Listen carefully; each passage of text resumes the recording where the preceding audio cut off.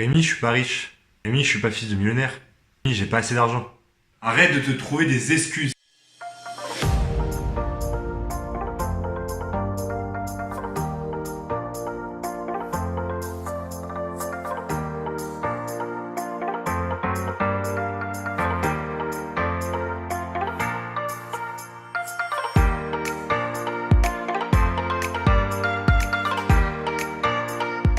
Salut à toi, cher investisseur, et bienvenue dans cette nouvelle vidéo. Si tu ne me connais pas, je m'appelle Rémi, j'ai 28 ans à l'heure où je tourne cette vidéo, et en un peu plus d'un an, j'ai déjà créé un patrimoine de plus de 600 000 euros d'investissement que j'exploite soit en location meublée, soit en location courte durée, soit en colocation. Donc si c'est pas déjà fait, je t'invite à t'abonner à ma chaîne YouTube, tu trouveras un bouton s'abonner juste en dessous de la vidéo, ça te permettra de ne rater aucune de mes vidéos. Comment investir en partant de zéro? Je crois que c'est la question qu'on me pose le plus. Rémi, comment tu as fait pour investir? Tu étais forcément millionnaire, tu étais forcément fils d'ambassadeur, etc. Blablabla. Déjà, on va clarifier la notion de partir de zéro, car il y a deux aspects importants que tu dois comprendre. Il y a partir de zéro, tout d'abord, en termes de connaissances immobilières, et il y a partir de zéro en termes de finances personnelles. C'est complètement différent, et on va voir dans cette vidéo ces deux points-là ensemble. Si tu pars de zéro en termes de connaissances immobilières, je te rassure, c'est largement faisable et tu peux apprendre énormément de choses. Tu vas pouvoir facilement te former via des formations en ligne ou en présentiel, lire des livres, regarder des vidéos, suivre des blogs, des articles, etc. Si moi j'ai réussi à le faire, c'est que tu peux le faire et c'est vraiment possible de se former en immobilier. Si ça peut te rassurer, quand j'ai démarré, je suis parti vraiment de zéro. Je comprenais mais que dalle. Je pigeais rien à l'investissement immobilier, je comprenais rien en termes de fiscalité, de négociation, d'offres d'achat, etc. Je me rappellerai toujours de cette anecdote qui m'est arrivée lorsque je suis allé voir un agent immobilier pour la première fois. Bonjour monsieur, donc vous êtes investisseur immobilier, c'est bien ça. Quel type de rentabilité vous recherchez?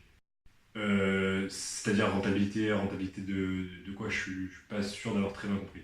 Bref, que de chemin parcouru depuis cette époque-là, donc rassure-toi, si tu pars vraiment de zéro en connaissance immobilière, tu peux vraiment réussir à te former. Tu as énormément de formations disponibles et de coaching.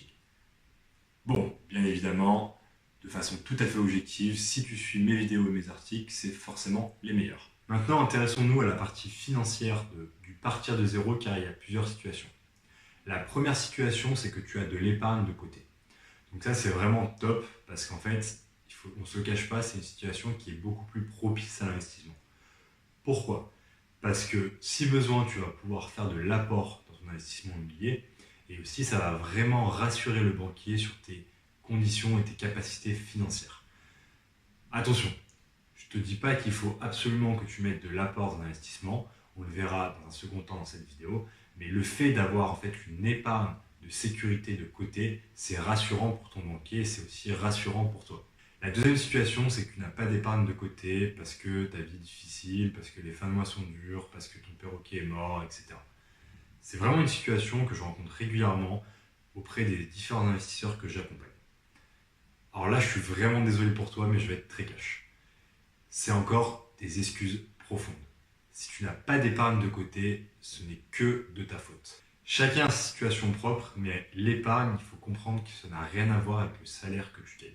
Bien évidemment, pour qu'il n'y ait pas de débat, c'est sûr que si tu gagnes moins de 1000 euros par mois, ça va être très compliqué. Par contre, je voudrais t'expliquer que j'ai rencontré plusieurs investisseurs, j'ai rencontré des gens qui gagnent 2000 euros par mois, qui ont 2 enfants, qui arrivent par exemple à mettre plus d'épargne de côté qu'une personne qui est célibataire et qui gagne 5000 euros. Pourquoi? En fait, tout dépend de ton style de vie et des sacrifices que tu es prêt à faire pour mettre de l'épargne de côté. J'insiste vraiment sur ce point qui est très très important pour moi si tu veux un jour être libre financièrement. Si tu adaptes à chaque fois ton style de vie à ton salaire, tu ne seras jamais libre financièrement. Retiens vraiment ça parce que c'est important. Pourquoi? Parce qu'en fait, souvent on a des situations où les gens ils vont dire je gagne 2000 euros par mois, je gagne pas assez d'argent, j'arrive pas à mettre d'épargne de côté, etc. Et ben, je parie que si demain j'augmente ton salaire à 2500 euros, ben, je suis persuadé que sur ces 500 euros de plus, tu vas utiliser une grande partie dans tes dépenses. Tu vas très peu utiliser d'argent en tant qu'épargne. Pourquoi? C'est naturel en fait. Les gens souvent ils adaptent leur style de vie à leur salaire. Tu gagnes 2000 euros par mois, la plupart des gens vont avoir un style de vie d'une personne qui gagne 2000 euros par mois. Tu gagnes 3000 euros par mois, tu as un style de vie d'une personne qui gagne 3000 euros par mois. Ce que tu dois bien comprendre, c'est que si tu suis ce raisonnement, même quand tu auras 5 000 € par mois, tu vas vouloir largement augmenter ton style de vie et c'est pour ça que tu peux être souvent en déficit dans le rouge. J'ai vraiment déjà rencontré des gens qui arrivaient vraiment à s'en sortir avec 1 500 € par mois, qui épargnaient 400 €, alors que des gens qui gagnaient 6 000 à 7 000 € par mois, tu te dis mais attends, ils sont super bien, ils doivent très très bien vivre, et bien en fait ils ont un rythme de vie tellement élevé que si tu veux, ils savent que s'ils baissent un peu leur salaire, ils sont vraiment dans le rouge et ça devient très compliqué. Le concept indispensable que tu dois retenir, c'est de se payer en premier. Épargne 10% de ton salaire chaque mois et mets-le sur un compte spécifique, un livret A, autre, pour vraiment te créer une épargne de sûreté. Tu verras qu'en faisant ça, en fait, tu vas vraiment pas beaucoup réduire ton train de vie, qu'il n'y a pas grand-chose qui vont changer. Par contre, en termes d'investissement, ça va avoir un impact énorme. Pour te forcer à le faire maintenant, tu vas mettre pause sur cette vidéo et tu vas aller mettre en place directement ta routine pour que le mois prochain, tu aies 10% de ton salaire qui parte sur un compte épargne. Allez, je te vois, t'es encore sur YouTube, t'es pas allé mettre en place ta routine. Faire ce petit changement qui va te paraître insignifiant à l'instant T va augmenter drastiquement tes chances d'avoir ton financement. Parce qu'en fait, tu vas vraiment rassurer le banquier sur le fait que tu es capable de gérer ton argent. Tu es capable d'avoir une somme d'argent, de en garder une partie pour te faire plaisir, une partie que tu épargnes pour pallier à tout problème financier que tu peux rencontrer. Et ça, c'est très très important parce que ton banquier va être rassuré sur le fait qu'il peut te prêter de l'argent avec moins de difficultés. Maintenant, on va parler du crédit à 110% et je vais te dire ce que j'en pense. Si tu penses qu'on t'a menti, que le crédit à 110% n'existe pas, que c'est impossible à faire, etc., tu te trompes et je te garantis à 100% que c'est vrai. J'ai personnellement fait tous mes investissements avec un crédit à 110%. J'ai mis 0 € de ma poche directement à la banque. Et c'est exactement la même situation pour tous les participants de mon mastermind avec qui j'échange régulièrement. Bien évidemment, c'est pas simple. C'est pas aussi simple que si tu viens et que tu dis bonjour, j'ai 50 000 € d'apport et je souhaite faire un crédit immobilier. Tu vas devoir te battre, tu vas devoir démontrer au banquier pourquoi il doit te prêter à 110%. C'est-à-dire qu'il faut vraiment que tu crées un dossier béton, tu lui apportes beaucoup de chiffres, tu mettes en avant certaines données qu'on verra plus tard et qui sont importants de mentionner pour rassurer ton banquier. Encore une fois, c'est le maître mot, tu dois rassurer la banque de bien vouloir te prêter de l'argent. Si tu penses que tu vas arriver à la banque en disant « Hey, salut, j'ai vu une vidéo sur YouTube d'un super investisseur qui s'appelle Rémi et qui m'a dit qu'on pouvait emprunter à 110%, donc je vais emprunter à 110%, tu te trompes, ça ne marchera pas du tout.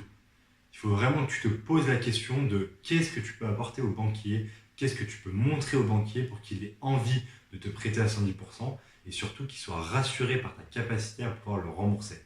Si ça ne fonctionne pas et que tu as un ou deux banquiers qui te disent « Non, non, monsieur, c'est impossible, on ne peut pas vous prêter à 110%, au lieu de te dire que la banque elle est nulle, que c'est tous des cons, etc.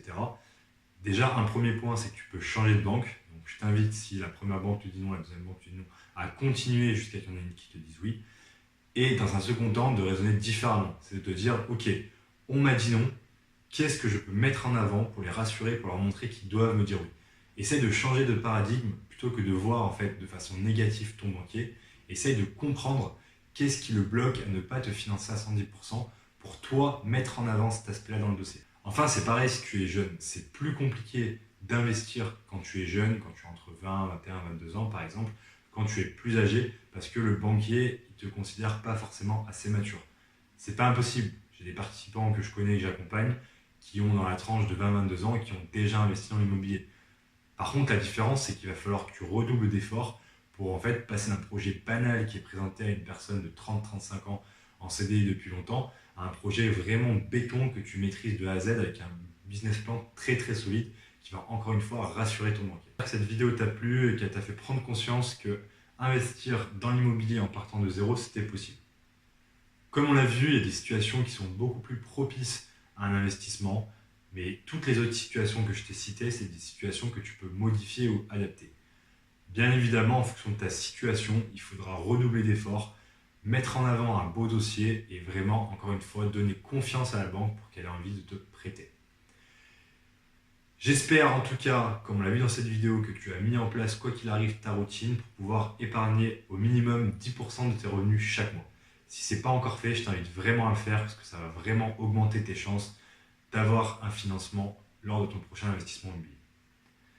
Si cette vidéo t'a plu, comme d'habitude, je t'invite à mettre un petit pouce bleu en bas de la vidéo. Ça me motivera à continuer à te faire ce genre de vidéos qui, j'espère, t'aident à passer à l'action et à investir dans l'immobilier. Si cette vidéo peut intéresser une personne de ton entourage qui pense elle aussi qu'elle ne peut pas investir en partant de zéro ou que le crédit à 110% c'est impossible, n'hésite pas à lui partager cette vidéo, à mettre un like ou à lui transférer directement. En tout cas, futur investisseur libre, je te dis à bientôt dans une nouvelle vidéo sur la chaîne imoli.fr, devenir libre et financièrement indépendant grâce à l'investissement immobilier.